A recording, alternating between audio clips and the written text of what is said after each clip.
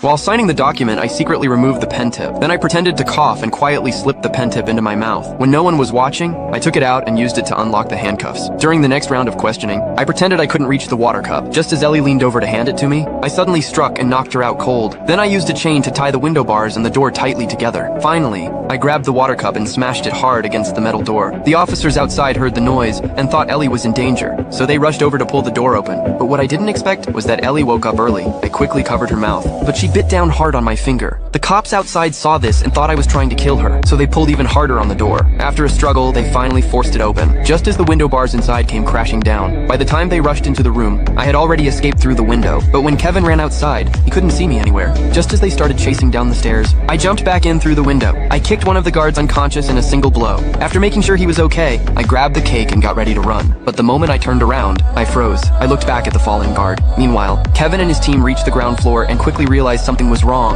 There were too many people downstairs watching. There was no way I could have escaped from there. It was a long drop, and yet there wasn't a single trace of me. Just then, Jack noticed a drop of blood on the back of Kevin's head. Kevin touched the blood and instantly realized I had been right above him. He quickly led his team back upstairs. At the same time, I noticed they were returning and hid on the other side of the staircase. When they entered the interrogation room, only Ellie was there. They rushed back downstairs while checking the vehicles. Jack suddenly spotted a piece of clothing caught on the barbed wire along the fence. Kevin sent everyone out to chase me, but Ellie suddenly stepped in front of the car. He had no choice but to let her get in. They drove through 2 whole blocks and still couldn't find any sign of me. Kevin finally stopped the car to think. There was no way I could have run that far on foot. Did I just vanish into thin air? At that moment, Ellie suddenly seemed to realize something. She slowly lowered her hand and grabbed Kevin.